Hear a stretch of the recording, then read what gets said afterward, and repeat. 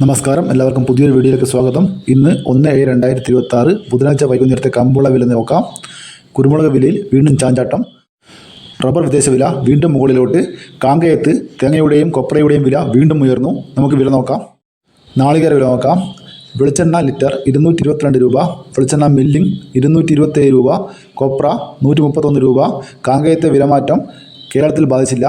കുരുമുളക് വില നോക്കാം. കുരുമുളക് ഗാർബിൾഡ് 1 കിലോ 721 രൂപ, അൺഗാർബിൾഡ് 1 കിലോ 701 രൂപ, പുതിയ കുരുമുളക് 1 കിലോ 691 രൂപ, വയനാടൻ കുരുമുളക് 1 കിലോ 690 രൂപ, ചേട്ടൻ കുരുമുളക് 1 കിലോ 680 രൂപ, നാടൻ കുരുമുളക് 1 കിലോ 684 രൂപ.